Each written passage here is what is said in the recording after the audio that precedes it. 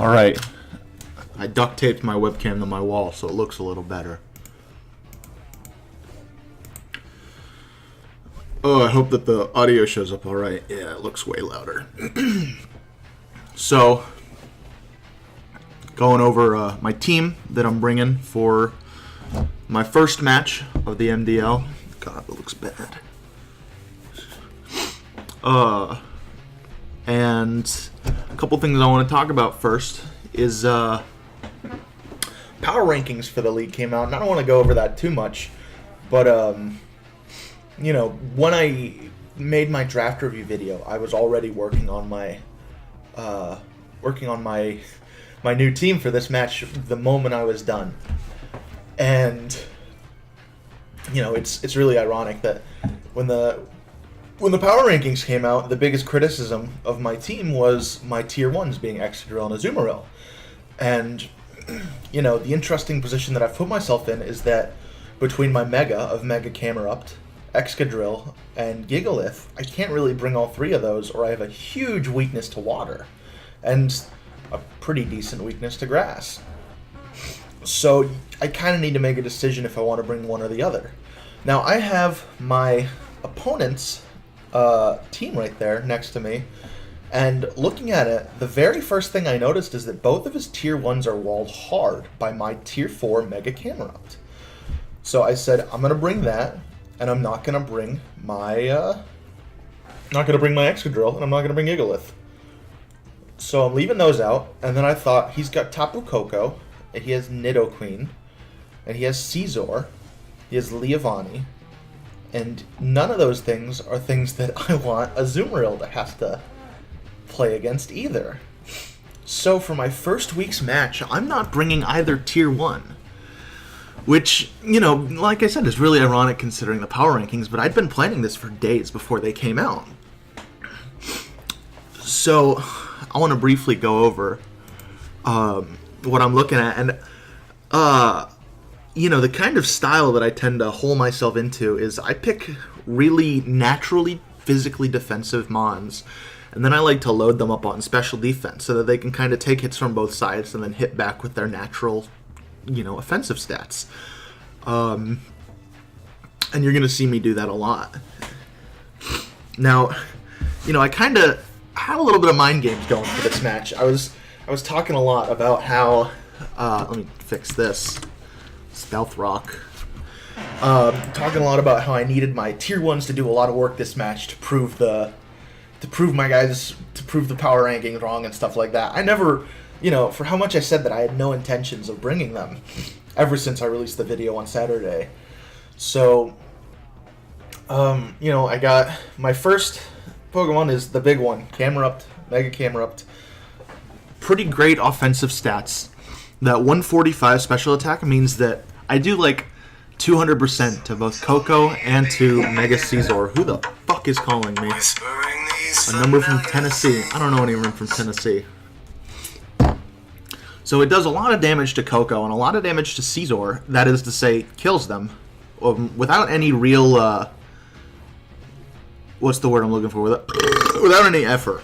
It just kind of clicks its moves, and that sheer force boosted stab attacks really do a lot of the heavy lifting for me. Now, Greninja is a little spookier. Wait, I'm not going down the list for everything. I'm going down my list.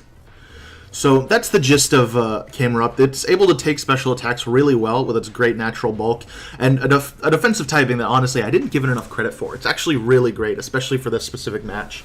So I've got it as my rocker. I'm not going to be leading with it, but I'm going to have to find an opportunity to get it in safely and click rocks. And, you know, due to its great ability to take hits, I'm going to try and rest on, you know, anytime when Koko's not out and anytime when Electric Terrain is not out. This is important because I can't sleep when Electric Terrain is out, but he's not going to want to swap his Koko in on the rest, at least not the first time. Once he realizes that that's what I'm trying to do, then, you know, that suddenly becomes an option. But the thing is, I don't really want to be having my camera up sitting around sleeping. So I thought about... I'm still thinking about running Sleep Talk, because frankly, it's really good. But the rest of my game plan for that will be mentioned here in a second. But it means that I don't have a rocker, which is a big problem. So, second, I have my Reuniclus, which I've brought with a Regenerator Assault Vest core. Now, I thought about running double Assault Vest Regenerator, but I did some calcs and I realized that it wasn't really a good idea. So, the important thing that Reuniclus does, it's able to take non-Dark Pulse hits really well from Greninja. It doesn't really like taking hits from Tapu Koko, but that's okay. I have multiple counters for him already. It's able to take hits from Meloetta alright, and Meloetta is a Pokemon that I'm really frightened of, because I don't have a great way to deal with it if it, say, subs up, or if it, my mons are bulky enough to be able to take hits from it, but they're not bulky enough to be able to switch in. And that worries me because it has a really strong Psychic. So we'll have to see how that goes down. But, if my Mega Camera Up takes too many attacks, or my Umbreon gets hurt, then it does become a problem. But Flash Cannon is able to deal with Kyurem pretty well.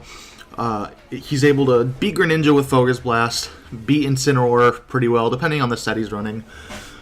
And I'm not super concerned about these ones. He might bring webs, but his team is naturally very fast, so I'm not super concerned. And my team's naturally very slow, with the exception of my Levitator, who I'll be mentioning here in a second. So I'm not afraid to run a minus speed on these anyway, so the Sticky Web does not concern me. Hidden Power Fire does a lot to Scizor too, at the risk of taking a lot of damage from the U-turn, but I have Regenerator, I can manage that. Next up, we have the Manchow, who I thought about running Scarf on, but I thought that running something a little cheekier would be a better play. So I've got Light Ball Fling, and that's going to give me 100% accuracy paralysis on any one Pokemon. I think I still haven't figured this out, if it will paralyze. I'm pretty sure electric types are completely immune to paralysis. So if he brings in Koko, that will be a problem. There will be a waste of my Fling, but that's okay. I'm going to actually swap Fake Out for Poison Jab so that I can deal with Koko. Because I really can't take an attack from it, but if I know that he's going to swap it in, I want to be able to comfortably deal with that. The set that I'm running here is 176 speed with a plus nature, and that allows me to outspeed at 319.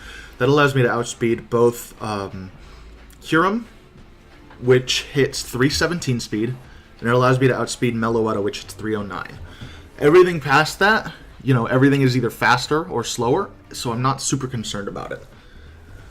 And then I just put the extra 80 in bulk. I don't know any specific calcs that it'll be able to help me out with, but it's there. It'll, maybe some Stealth Rock stuff. I really don't know. That's like 20 extra hit points. So that just becomes kind of a pivot for me. Lets me get in on something slow. It lets me U-turn out. It lets me kick Meloetta. It lets me kick Kyurem. It lets me kick Greninja. I'm pretty sure that it can take Greninja's attacks alright. Well enough.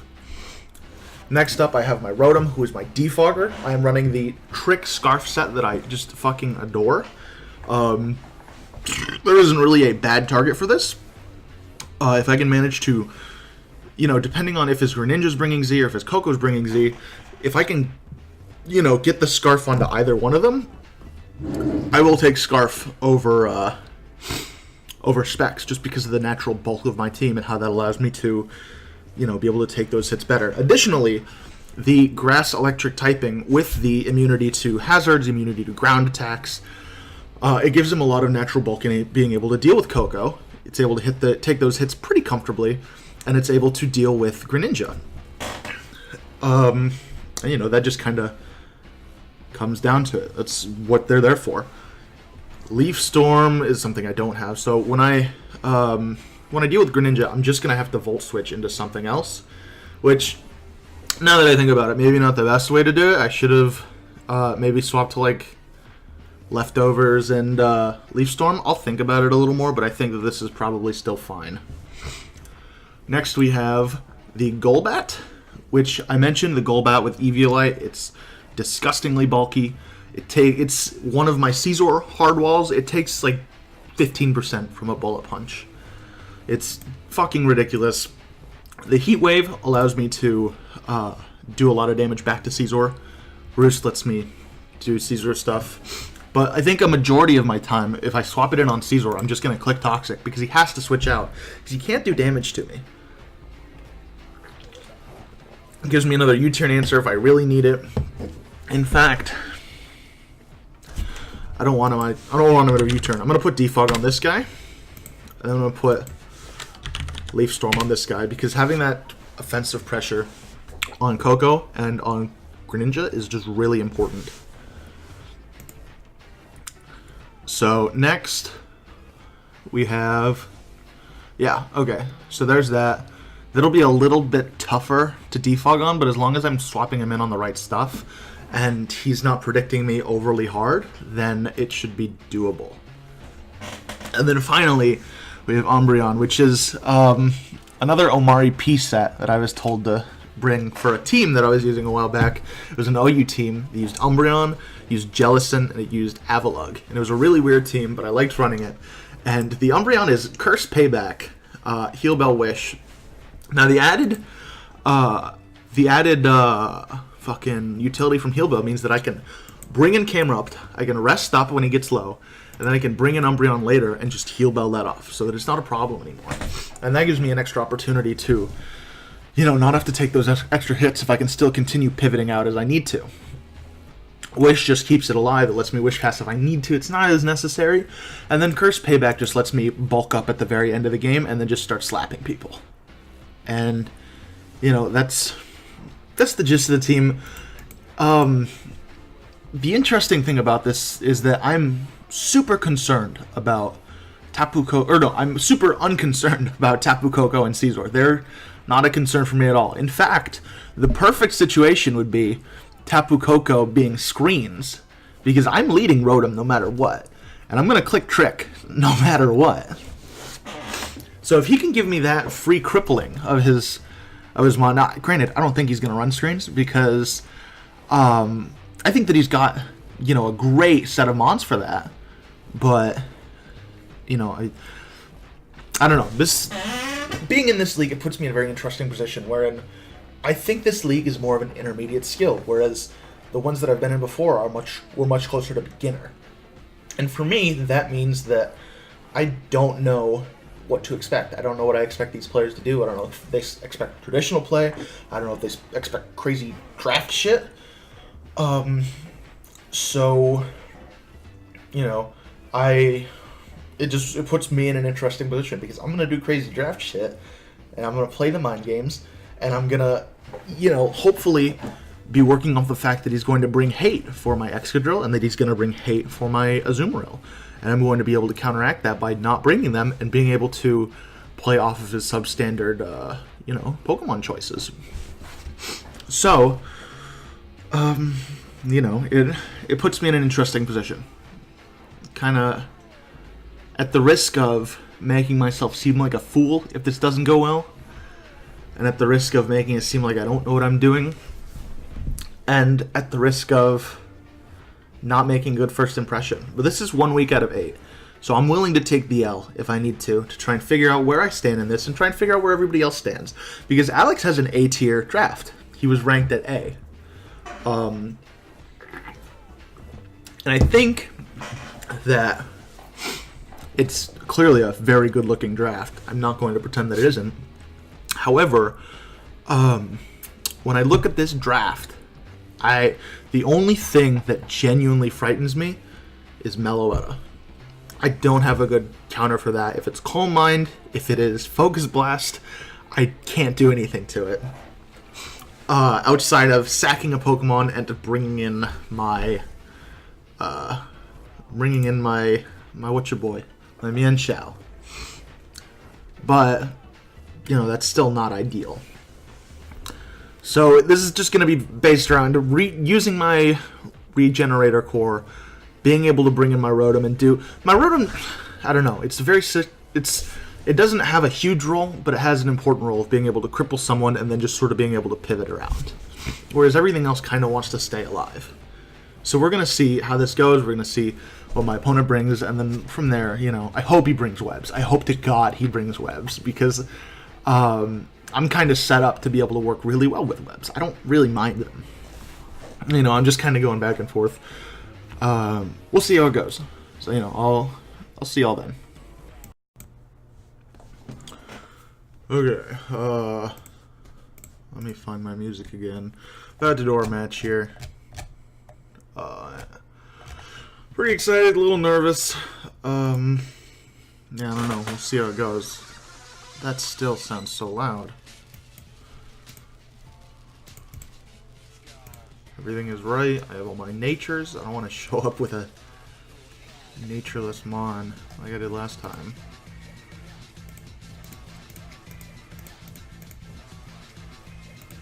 Okay.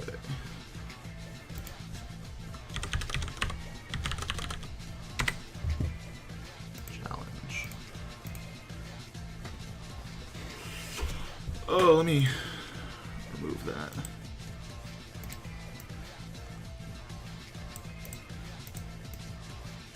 There. All right.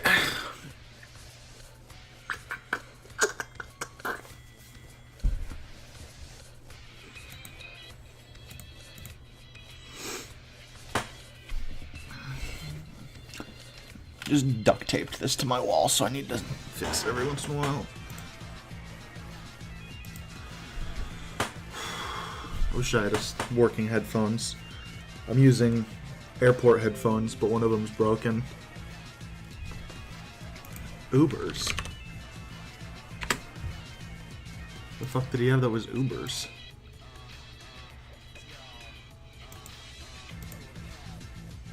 I was looking at the right guy's, I'm looking at the right guy's fucking thing, right? I'm not actually playing the Aegislash guy, am I?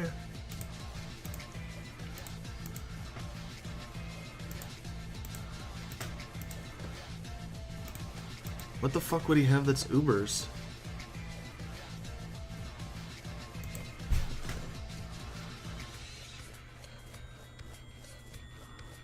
Alright, so he brought EC Driftblim, which is interesting.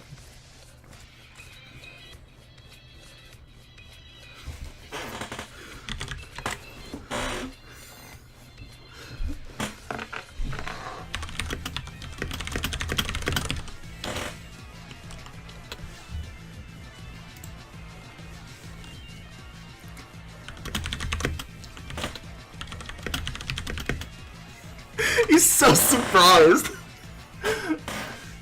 Alright, so we're still gonna lead with Rotom.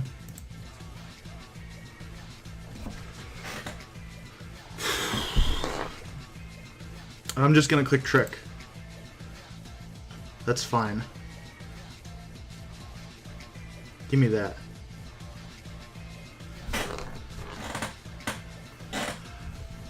And now, so he's running the subset.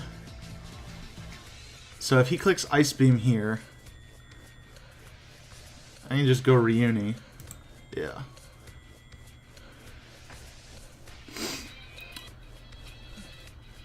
And he's just gonna U-turn out. So I go. I'm gonna go. Huh. He's just gonna click U-turn again.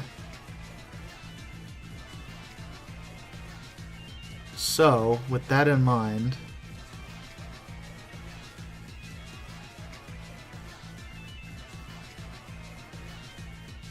yeah. Okay, so now I get to fire off. Ooh, do I want to get up rocks? I need to get up rocks.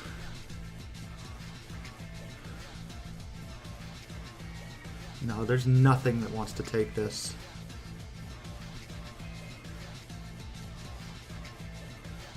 Yeah. That's fine. I'm bulky as hell.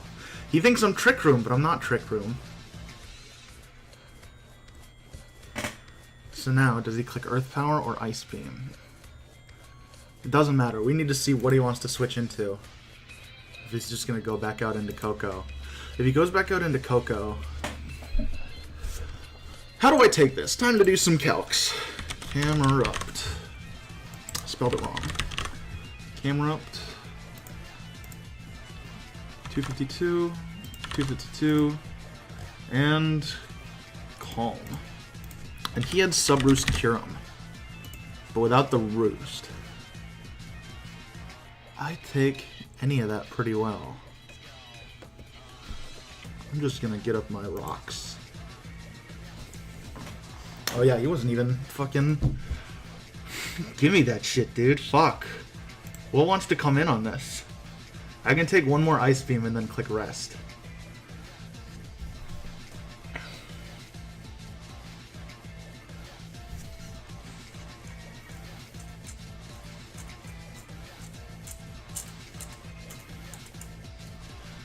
He clicks Earth Power here. I'm not afraid to give him my Rotom if I need to.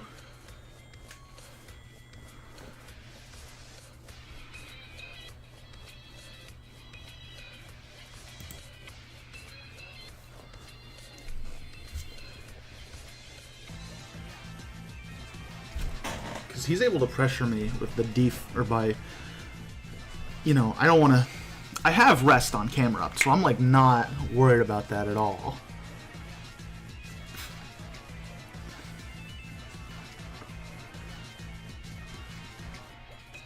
So now I Volt Switch out. That's fine. Oh my god!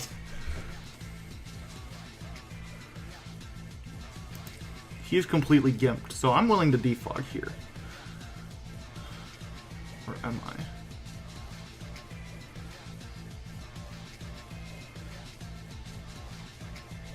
I'm not, frankly.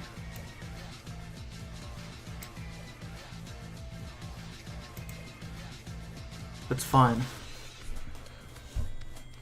And now he knows that I have Heat Wave, so he's gonna be a little more scared of that.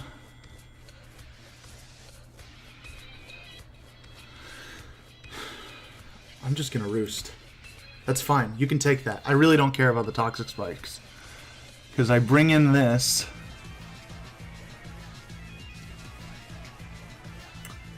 That's fine by me. So now he's locked into that. So where does he go to here?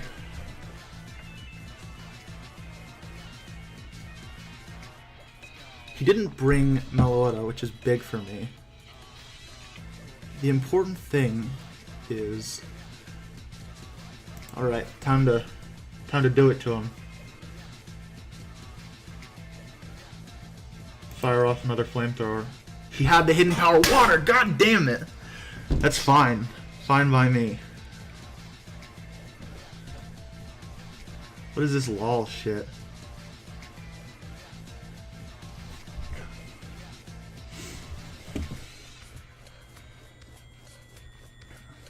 That did more than I expected. That was specs as hell. Did I miss something? Suddenly this game has become a problem.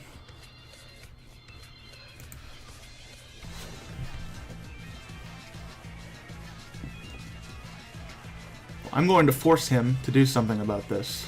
So...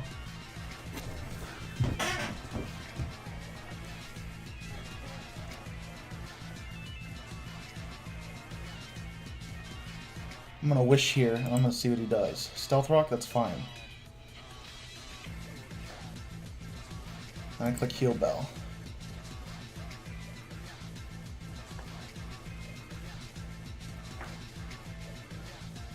Now I get to curse up again. What do you have for this? I'm gonna Wish here. Ooh. And I'm gonna curse up again. That's not enough.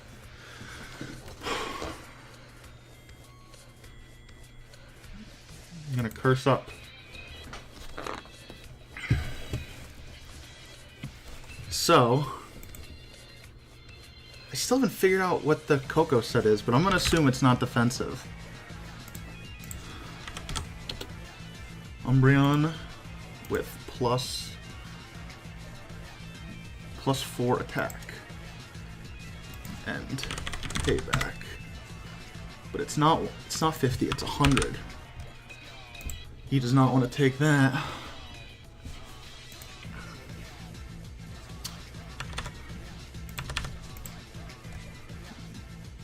Careful.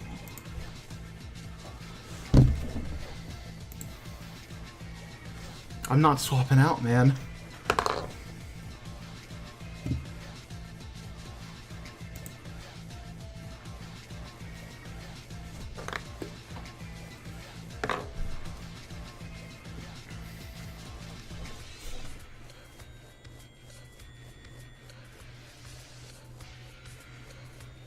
Do you want to go to your drift blim? It'd be pretty cool if you did. Alright, so Caesar. I'm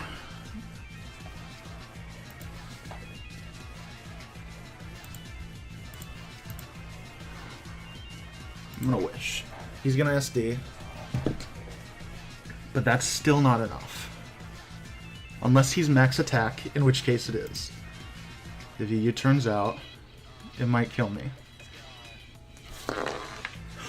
Woo!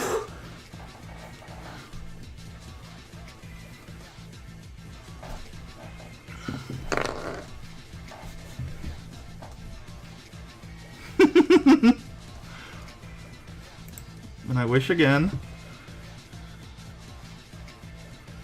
And then I payback.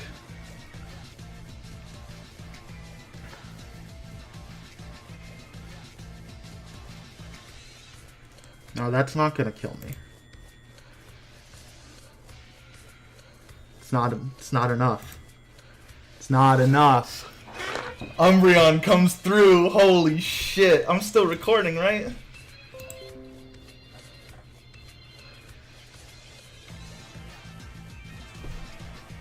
That's concerning.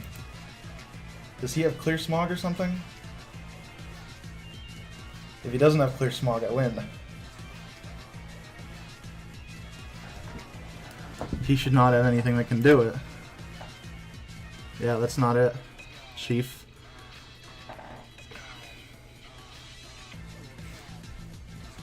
I didn't expect this to be the way that this goes, but I'm gonna take my win, man. Umbreon is the GOAT. Holy shit. Did he not have fairy coverage? Did he not think he would need it because I had Excadrill?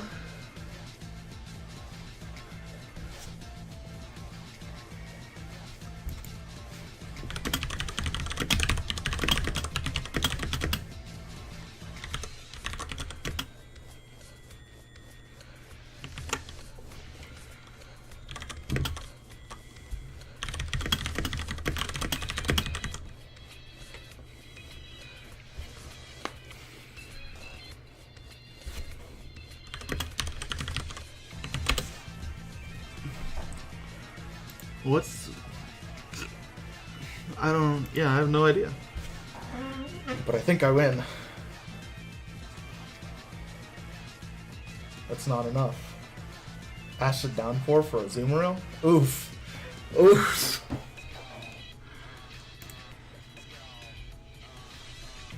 This guy talks too much.